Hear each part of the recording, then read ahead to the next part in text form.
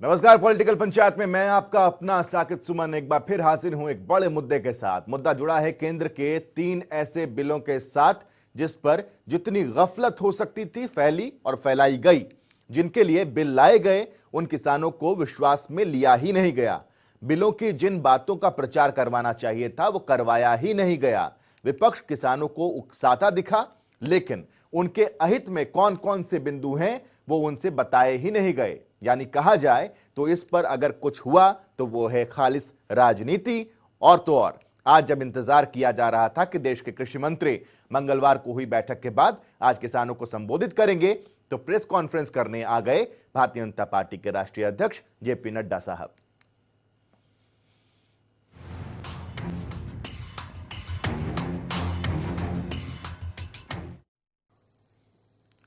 कृषि से जुड़े 3 बिलों को लेकर कुछ किसान संगठन वो इसी जिद पर अटल हैं कि बात तब आगे बढ़ेगी जब बिल वापस ले लिया जाएगा। हालांकि सरकार ऐसे किसी भी मूड में दिख नहीं रही। मंगलवार को इसे लेकर एक बैठक भी हुई तो लगा था कि आज खुद कृषि मंत्री किसानों को प्रभाव में लेने की कोशिश करेंगे, लेकिन मिला एक अलग सरप्राइज। रिपोर्ट में देखिए।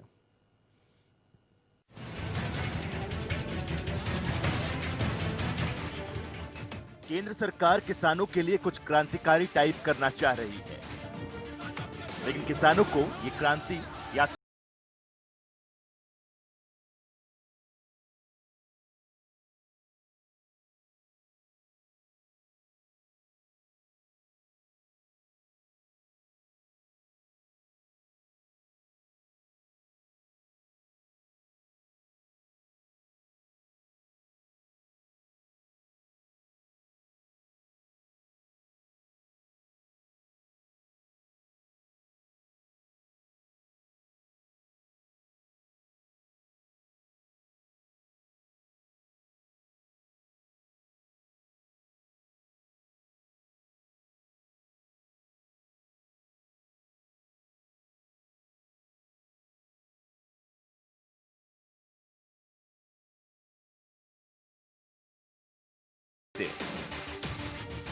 अलबत्ता ऐसा हुआ तो नहीं।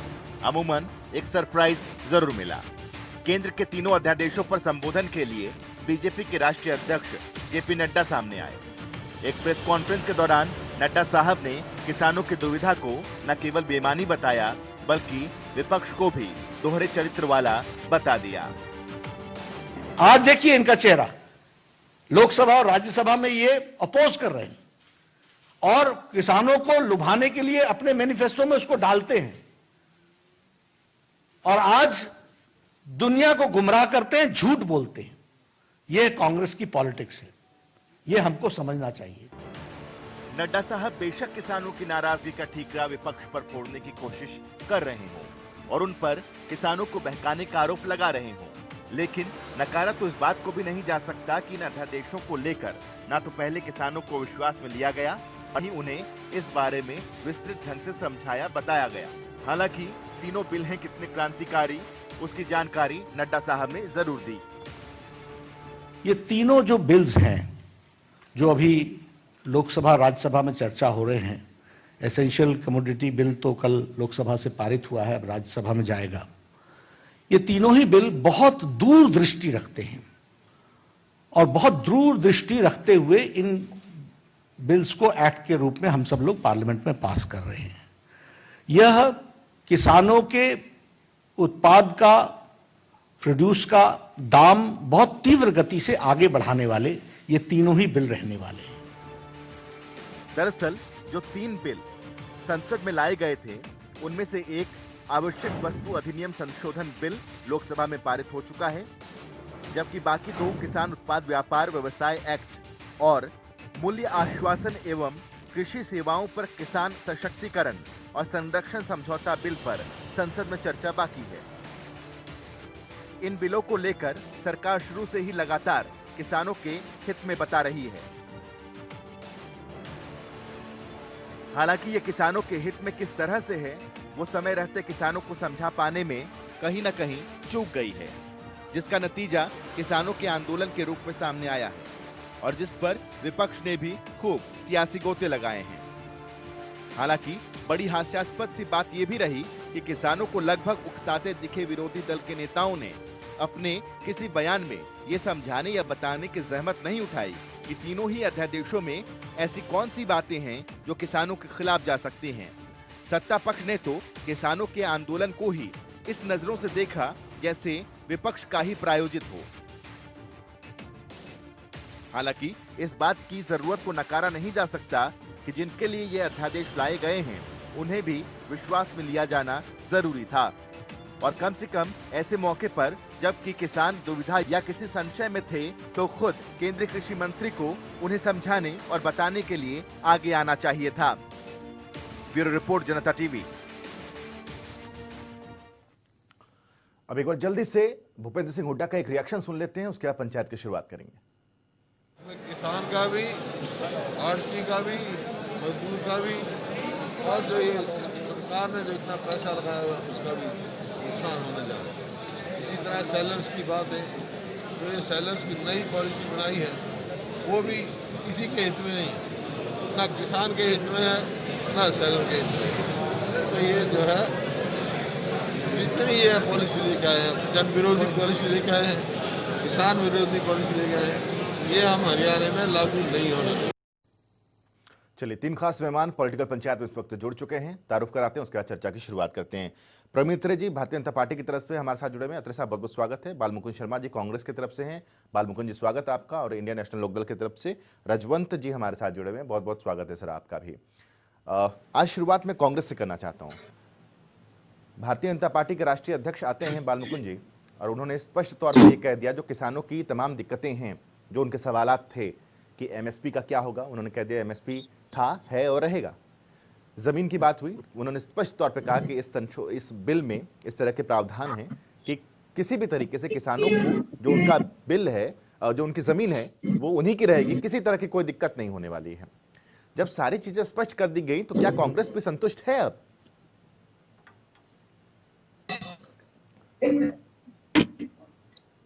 देखिए, और पिछले लगातार से मैं किसानों से मिल रहा हूँ जी। मुझे दो चीजें मुझे समझ में नहीं आई, मैं कोशिश करूंगा, हमारे साथी प्रवक्ता भी समझाने की कोशिश करेंगे। आपने भी बड़ी अच्छी बात रखी जी। कल कृषि मंत्री से सभी किसान नेता मिलते हैं जी, अपनी बात रखते हैं जी। उनकी बातें कहां तक परवान चढ़ी, किस विषय को लेकर के सहमति बनी, किस विषय को लेकर के असहमति बनी जी, उसका जवाब आज देश की जनता, देश की 70% आबादी जो कृषि आधारित क्षेत्र में जुड़ी हुई है, वो इंतजार कर रही थी कि कृषि मंत्री कोई बयान देंगे। जी। बयान देने के लिए आ जाते हैं राष्ट्रीय अध्यक्ष जेपी नड्डा जी। बीजेपी के अंदर चल क्या रहा है ये समझने के लिए दो तीन चीजें आपको समझनी पड़ेगी। जिस चीज को ये लोग कहते हैं कि हम ये नहीं करेंगे, वो हो जाता है। कहते हैं हम रेलवे को कभी भी निजीकरण नहीं होने देंगे, मेरे जीते जी मेरी जान, जितनी जान है मेरी जिंदगी में, देश के प्रधानमंत्री का ये बयान है, निजीकरण हो जाता है। मैं ये कहना चाहता हूं आपको साकेत जी, ये विषय न केवल आज का है, लंबे समय पर अगर आप इसमें देखेंगे, क्योंकि बड़े दूरगामी परिणाम होते हैं विषयों, जो इस तरह के विषय होते हैं, और खासकर सरकार को अध्यादेश लेना पड़ा। दो चीजें मोटे तौर पर समझनी चाहिए। हमारा जो देश है दो भागों में बटा हुआ है, संगठित क्षेत्र और असंगठित क्षेत्र, और करीबन करीब हमारी अर्थव्यवस्था में 50% योगदान दोनों क्षेत्रों का है। और उसमें से अगर रोजगार की बात करें, संगठित क्षेत्र केवल 10% रोजगार देता है, असंगठित क्षेत्र 90% देता है। बालमुकुंद जी, ये सरकार का ये बालमुकुंद आदेश हो या उससे पहले बालमुकुंद जी सुनिए ना, बालमुकुंद जी मैं ये कह रहा हूँ, बालमुकुंद जी मैं ये कह रहा हूँ, जेपी नड्डा की बातों से संतुष्टि मिली या नहीं? हाँ या ना में जवाब दीजिए। प्रवीण अत्रे से पूछता हूँ फिर। संतुष्टि तो कृषि मंत्री को देनी चाहिए, जेपी नड्डा जी का कोई रोल ही नहीं है इसमें। सरकार क्या फर्क पड़ जाएगा? क्या फर्क पड़ जाएगा? राष्ट्रीय अध्यक्ष बोल रहे, कृषि मंत्री बोल रहे, पार्टी तो बोल रही, सरकार तो बोल रही ना सर। साकेत जी, हम पार्टी के प्रवक्ता से प्रवीण अत्रे जी आके बैठ जाए या कोई दूसरे साथी बैठ के, वो एक पार्टी के प्रवक्ता, पार्टी आज जो सरकार है ना, वो तो 14-15 दलों की है। ठीक है, ठीक है, जो आज की, ठीक है बालमुकुंद जी, मैं एक बार जरा चलिए, ठीक है, आपकी बात को लेकर प्रवीण अत्रे जी के पास चलता हूं। प्रवीण अत्रे साहब, वैलिड पॉइंट है उनका कि कृषि मंत्री मिलते हैं किसानों से, और फिर क्या होता है उस मीटिंग में, क्या संशोधन होता है, इसका जवाब कृषि मंत्री देते तो ज्यादा बेहतर था। राष्ट्रीय अध्यक्ष आते हैं, वो बताते हैं। बहरहाल इसका जवाब, कांग्रेस ने सवाल किया तो जवाब दे दीजिएगा। मैं ये इतना पूछना चाहता हूं कि जिसके लिए इस बिल को लाया गया आप लोगों की तरफ से, जिस अध्यादेश को लेकर के आप लोग आए, उसी को विश्वास में क्यों नहीं लिया गया सर? पहले क्यों इतना तामझाम, क्यों इतना बवाल होने दिया गया? दो बातें हैं। देखिए साकिब, आपके सवाल का जवाब दूंगा बाद में, पहले मैं कांग्रेस के प्रवक्ता ने जो बातें कही उन पे थोड़ा रोशनी डाल दूं। जी देखिए, आपने कांग्रेस के प्रवक्ता से ये सवाल पूछा कि क्या आप संतुष्ट हैं। देखिए, कांग्रेस संतुष्ट नहीं हो सकती, क्योंकि कांग्रेस वो राजनीतिक दल है जिसने 60 साल लगातार किसानों के नाम पे राजनीति की, मगर किसानों के लिए कुछ नहीं किया। अब कांग्रेस को पता है कि इन अध्यादेशों के जरिए किसान सशक्त होगा, मजबूत होगा, तो इनकी वो राजनीतिक दुकान लगभग बंद हो जाएगी। तो ये संतुष्ट कैसे होंगे? इन्होंने अब तक जो बात बोली, क्या एक भी बात अध्यादेश के मुतल्लक की? अब आती है दूसरी बात कि कृषि मंत्री परसों पार्लियामेंट में बोलते हैं, स्पष्ट करते हैं एमएसपी रहेगी, मंडी रहेगी, हर पहलू को। अब ये कहते हैं कि साहब देखिए, कृषि मंत्री नहीं आए, नड्डा जी आगे राष्ट्रीय अध्यक्ष। साहब राष्ट्रीय अध्यक्ष हैं जेपी नड्डा जी, आपको इस बात को पहले तो समझना होगा। दूसरी बात, देखिए हो क्या रहा है कि जब इन अध्यादेशों की बात होती है तो कांग्रेस भूल जाती है कि 2019 में कांग्रेस अपने चुनावी घोषणा पत्र में यही वायदे किसानों के साथ करती है, लेकिन जब वो काम माननीय ठीक है, मोदी जी कर देते इसका हैं, जवाब लूंगा। अब मेरे सवाल पर आइए सर, अब मेरे सवाल पर। जी, आपके सवाल का जवाब भी दे रहा हूँ। मैं वही कह रहा हूँ, देखो जो आपने कहा किसानों के बाद मीटिंग हुई थी, देखिए मुझे ना लगभग हर बिंदु पे किसान संतुष्ट थे जब उनको बताया गया। एक बात ये थी कि साहब अगर कोई डिस्प्यूट होता है तो लोकल लेवल पे कमेटी हो, उसके बाद मामला एसडीएम के पास जाए, और ये बात पहले से मैंने ये पूछा था प्रवीण अत्रे जी, मैंने ये पूछा था कि जिसके लिए बिल लेके आ रहे हैं उसी को कॉन्फिडेंस में नहीं लिया आपने, उसी से सलाम, और वो दिल्ली की सड़कों पर है सर। पहले तो इस बात को समझना पड़ेगा, मैं हरियाणा प्रदेश के संदर्भ से शुरू होता हूँ। हरियाणा प्रदेश में 16 लाख किसान परिवार है। क्या 16.5 लाख किसान परिवार अध्यादेशों से असंतुष्ट है? मानता हूं अगर कुछ हजार किसान, वो भी 2 या 3 हजार की गिनती होगी, जो पीपली में आए, वो कांग्रेस की राजनीति थी, कांग्रेस के कार्यकर्ता थे, मैं उनको किसान भी नहीं कहूंगा, लेकिन उन 2-3 हजार की वजह से आप 16.5 लाख किसान परिवारों को नजरअंदाज करेंगे। 16.5 लाख परिवार का मतलब आप समझ सकते हैं, लगभग 70-80 लाख लोग, वो सब इससे संतुष्ट हैं, तभी तो ये स्थिति है। हाँ, मैं एक बात साकेत इनकार नहीं करता कि जिस तरह से हमारा किसान मोर्चा, पार्टी के पदाधिकारी, सरकारी तंत्र, और जिस तरह से इन अध्यादेशों के बारे में जानकारी है, इन अध्यादेशों की जो विशेष बातें हैं, वो जनता तक जानी चाहिए थी। हो सकता है कोरोना काल में उस लेवल तक ना गई हो, लेकिन पार्टी ने, संगठन ने अपने स्तर पे कोशिश की है और लगभग बातों को पहुंचाया है। तभी इस तरह के लोग जिन्होंने इनका समर्थन किया, आपने देखा होगा आज भी समर्थन। ठीक है, मैं कुछ और सवाल हैं जो ठीक है प्रवीण अत्रे जी, आपको रोक रहा हूं। रजवंत जी के पास चलते हैं, इंडियन नेशनल लोकदल की तरफ से हमारे साथ जुड़े हुए। रजवंत साहब, जो सवाल मैंने कांग्रेस से किया था वही सवाल मेरा आपसे है। आज हर मुद्दे को लेकर के जेपी नड्डा ने प्रेस कॉन्फ्रेंस की, हर पहलू पर उन्होंने बात की, हर पहलू पर उन्होंने आश्वासन दिया, अध्यादेश और बिल का जिक्र किया। अब भी कोई गफलत है क्या?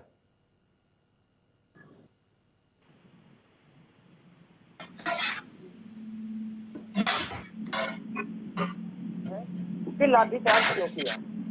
क्या जरूरत पड़ी थी? छोड़िए ना सर, कहाँ आप लाठीचार्ज में अटके हुए हैं? यहाँ अध्यादेश संसद के पटल पर आ गया, अभी भी आप लाठीचार्ज में अटके हुए हैं साहब। आइए ना, आप मुद्दे पे आइए। आपको साकेत जी, जिस दिन लाठीचार्ज पर चर्चा की थी, आपके पार्टी के प्रवक्ता थे ना, उस दिन बोल दिया उन्होंने। हो गया वो पूरा। आज के मुद्दे पे आइए, आज के मुद्दे पे आइए। मैं बता रहा हूँ आपकी, मैं वही चीज में बता रहा हूँ। आपको लाठीचार्ज हल्का लगता होगा, लेकिन नहीं, हमें हल्का नहीं लगता। हमने उस दिन डिबेट की थी, अगर आपने टीवी नहीं देखा तो इसमें आपकी गलती है। नहीं, मैंने देख लिया, लेकिन मैं आपको वही चीज बता रहा हूँ। आज अगर इन्होंने आज हम किसी चीज को बात करेंगे, आप 1947 की बात करने लग जाइए। इतना टाइम नहीं है ना सर, 5 साल का कार्यक्रम नहीं है ये, आधे घंटे में निपटाना है मुझे। आप एक चीज बताएं, जब ये 70 साल पहले की बात कर रहे हैं, तब आप इनको क्यों नहीं रोकते? आप आइए ना, अभी के मुद्दे पे आइए। ये भी कभी 10 साल पहले की बात करते हैं, ये भी 70 साल का रोना रोकते हैं। सर इतनी देर में टाइम चला जाएगा। 6 साल में इन्होंने क्या किया? 20 मिनट के लिए पंचायत लगती है साहब, टू द पॉइंट बात करें। जी मैं आपको एक चीज बता देता हूँ, ठीक है अध्यादेश थी, उस अध्यादेश में जो तीन जो खामियां हैं, इन खामियों को दूर करने का इन्होंने क्या कुछ बताया है? क्या खामियां है वो बताइए, जी क्या खामियां है वो जी, बताइए। नहीं क्या ये जो चीज ये मंडी को जो बंद करने की जो बात कर रहे हैं, कौन क्या कर रहा है वो मंडी को बंद करने के बाद? एक मिनट, मंडी को बंद करने के बाद कौन कर रहा है? एक मिनट, काला बाजारी को अरे सर पहले आप पढ़ लीजिए फिर मैं आता हूँ आपके पास। आप पढ़ लीजिए एक बार फिर मैं आता हूँ। प्रवीण अत्रे जी, सवाल आपसे मेरा ये है कि आज किसी कारणवश किसान नेता हमारे साथ जुड़ नहीं पाए, वो दिल्ली में जरा व्यस्त हैं। उनके कुछ सवाल हैं जो उन्होंने मुझे बताया, 3 सवाल उन्होंने खासतौर पर मुझे बताए। उन्होंने कहा कि एमएसपी पर खरीद की गारंटी का कानून क्यों नहीं बनाते। दूसरा सवाल उन्होंने कहा कि स्वामीनाथन आयोग की रिपोर्ट के मुताबिक C2 + 50% के अनुसार एमएसपी क्यों नहीं तय करते। और तीसरा उन्होंने कहा कि किसान को कंप्लीटली कर्ज मुक्त किया जाए।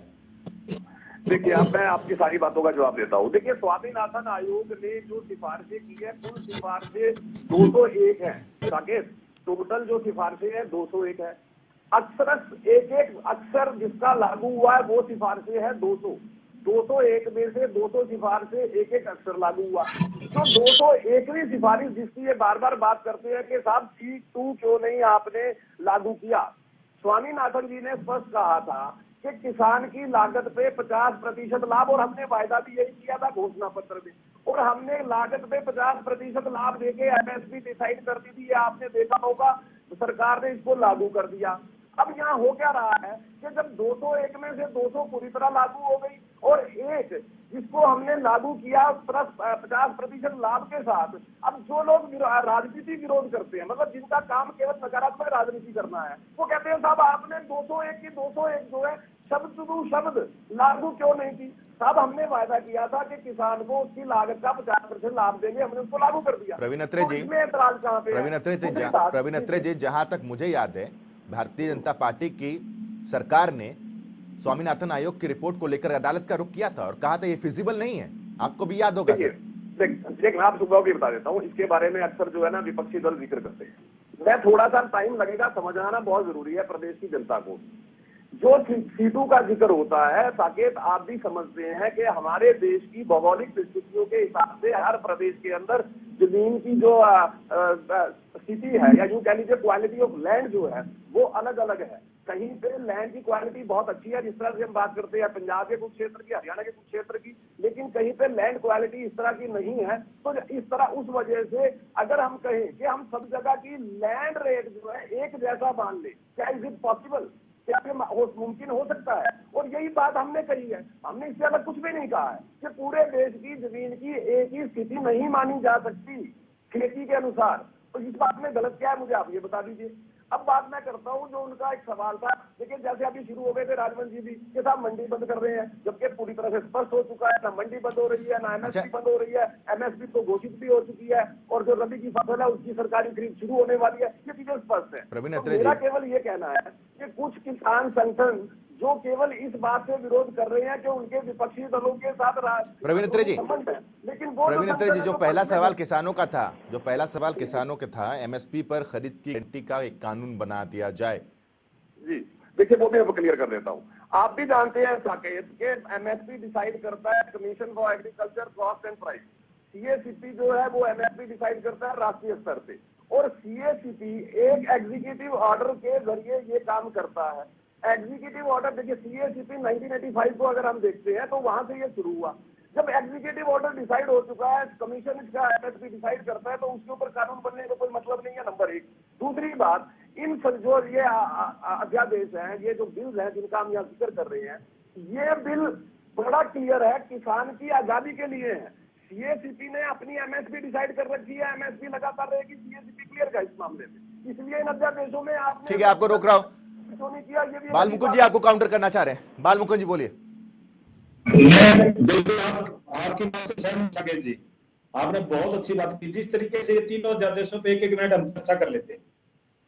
किसान उपज व्यापार वाणिज्य संवर्धन और सुविधा अधिनियम का अध्यादेश लेके आ रहे और आवश्यक वस्तु अधिनियम को इंट्रोड्यूस कर दिया लोकसभा में।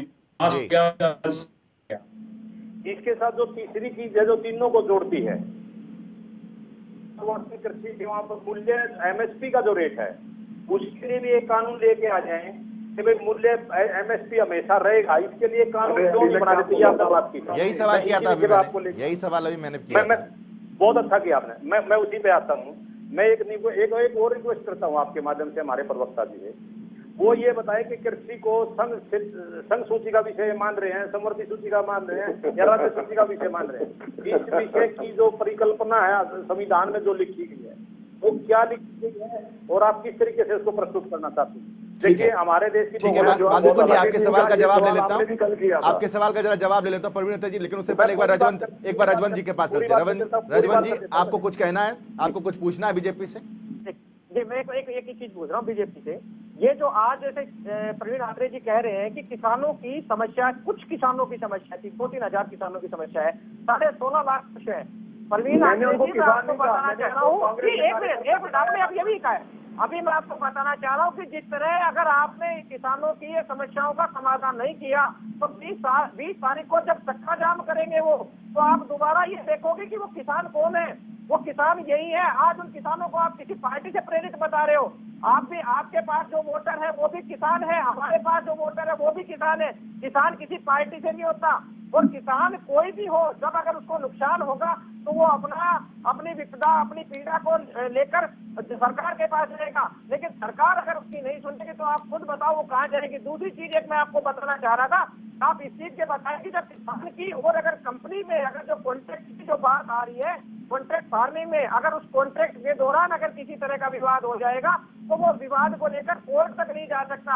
रही बात SDM की और DC की, अगर SDM और DC के पास अगर जाता है तो DC और SDM हमेशा सरकार के इन्फ्लुएंस में होते हैं, वो कभी किसान के हितैषी नहीं होंगे। वो हमेशा सरकार के फेवर में उनसे अपना जो भी सुनाएंगे फैसला वो सरकार के फैसले पक्ष में सुनाएंगे, किसान के पक्ष में। ठीक है, जरा जवाब लेते हैं प्रवीण अत्रे जी, बोलिए। ठीक है रजवंत जी, पहले तो मैं इनके भाई के ना सारे जो संशय वो क्लियर कर दूं। मैंने शुरुआत में ही कहा SDM के पास जाने से पहले भी स्थानीय कमेटी होगी जिसमें किसान प्रतिनिधि भी होंगे, सरकार का प्रतिनिधि भी होगा। ये तो हमारे राष्ट्रीय अध्यक्ष भी आज स्पष्ट कर चुके हैं। नंबर 1। नंबर 2 ये कहते हैं कि साहब, अरे भाई तुम बीच में मत बोलो, आप बीच में मत बोलो। देखिए इन्होंने क्या कहा कि साहब जो कुरुक्षेत्र में किसान आए थे, वो मैंने किसान नहीं कहा, मैंने कांग्रेस के कार्यकर्ता कहा। दूसरी बात, आपने ये कहा कि वो अपनी बात सरकार को सुनाना चाहते थे। देखिए हम भी यही कह रहे हैं, जब उनको बात सुनाने के लिए 9 तारीख को एग्रीकल्चर सेक्रेटरी बुलाते हैं कि आप आइए, आपके कोई संशय हो, आपके कोई सुझाव हो, आपके कोई प्रस्ताव हो दीजिए, लेकिन वो उनको मिलने नहीं जाते, टेबल पे बैठ के बात नहीं करते, पीपली में आके। तो आपका कहने का मतलब ये है कि जो किसान है वो हरियाणा प्रदेश का आरोप करना चाह रहे हैं, सरकार किसानों के ऊपर आरोप लगा रहे हैं। यार बीच में बोल के क्या साबित करोगे आप? क्या साबित करोगे बीच में डिस्कस करके? नहीं कह रहा हूँ, बोल के मैं ये बताऊं कि किसानों के ऊपर आरोप लगा रहे हो, गलत लगा रहे हो। तो बातचीत करने नहीं आते, लेकिन 10 तारीख को कांग्रेस के स्थानीय नेताओं के साथ मिलके, लाडवा के विधायक के साथ मिलके हाईवे पे जाम करने की कोशिश करते हैं। इससे क्या साबित होता है कि वो राजनीति कर रहे थे। अब दूसरी बात, जो कांग्रेस के प्रवक्ता ने एक बात यहाँ पे अभी जिक्र किया, ये कह रहे थे कि साहब आप ये बता दीजिए स्टेट लिस्ट में है, ये यूनियन लिस्ट में है या ये कॉन्करेंट लिस्ट में है। जानकारी बढ़ा लीजिए, आपको बता देता हूँ बालमुकुंद जी, जो 7th शेड्यूल ऑफ कॉन्स्टिट्यूशन है उसके अंदर एग्रीकल्चर स्टेट लिस्ट में डाला गया है। लेकिन अगर 5 स्टेट भी केंद्र से सिफारिश कर दे तो केंद्र कानून बना सकता है। ये हमारे संविधान में लिखा हुआ है। पढ़िए जरा इसको 7th शेड्यूल को, 7th शेड्यूल आपको स्पष्ट करेगा। लेकिन मेरा अब आपसे सवाल है, आप बिना पढ़े इन तीनों अध्यादेशों के नाम बता दीजिए मुझे, उसके बाद मैं आपसे चर्चा कर लूंगा। कागज पे मत पढ़िएगा, आप बता दीजिए तीनों के नाम। आप यहाँ बहस करने आए, आप मेरा ज्ञान ले रहे थे कि कॉन्स्टिट्यूशन में क्या लिखा इस बारे में। अच्छा ठीक है प्रवीण अत्रे जी, एक सेकंड। बालमुकुंद जी, आपसे सवाल मेरा ये है कि एक तो प्रवीण अत्रे जी ने भी इस बात का जिक्र किया और जेपी नड्डा भी इस बात का जिक्र कर रहे थे कि 2019 के मैनिफेस्टो में, आपके मैनिफेस्टो में आप भी इस प्रावधान को लेकर के आ रहे थे। सर आपके मैनिफेस्टो में था तब ये ठीक था, इधर इन्होंने कर दिया तो ये गलत कर दिया। देखिए साकेत जी, नहीं, आप प्रजातंत्र का चौथा स्तंभ है और मजबूत स्तंभ है। आपको मैं आप आधार लेके आए, इन्होंने आधार का विरोध किया। हम जीएसटी भी लेके आए थे, लेकिन हमारा सरल जीएसटी था, 3% जीएसटी था हमारा, ऐसे नहीं था 5, 12, 17, 18। नहीं, आप जो ये अमेंडमेंट करने वाले थे, आप जो ये बिल लाने वाले थे, उसमें सर उसमें क्या था और इसके में क्या है? मैं बताता हूँ, मैं केवल एक बात कहता हूँ, आप एक शब्द जोड़ दीजिए, एमएसपी पे भी कानून बना दीजिए कि एमएसपी रहेगा। नहीं, मैं कहता हूँ कोई भी किसान मैं तो ये पूछ रहा हूँ बालमुकुंद जी, मैं तो ये पूछ रहा हूँ कि आपके मैनिफेस्टो में था तब ये जायज था और इन्होंने कोशिश कर दी तो ये नाजायज हो गया। मेरे को लगता नहीं, मैं ये कहता हूँ आप लीजिए हमारे वाले को, मैं भी कहता हूँ जो आप कह रहे हैं, हमने पहले कहा आपका मैनिफेस्टो है, आपको तो पता होगा ना। मुझे पता है, मैं तो बता रहा हूँ एमएसपी का जिक्र उसमें नहीं तो पैरा नंबर 3 में एमएसपी का जिक्र है। एमएसपी हम आपके साथ है, कांग्रेस ही एमएसपी लेकर आई, कांग्रेस का जिक्र कांग्रेस ने ही किसानों का भला किया है। चलिए ठीक है, बहुत बहुत शुक्रिया आप सभी का पॉलिटिकल पंचायत में शरीक होने के लिए, बहुत बहुत शुक्रिया। आज पॉलिटिकल पंचायत में सिर्फ और सिर्फ किसानों की बात हुई और हमने कोशिश की कि तमाम राजनीतिक दलों का स्टैंड इस पर जाना जाए। आज के लिए बस इतना ही, छोटा सा ब्रेक, खबरों का सिलसिला जारी।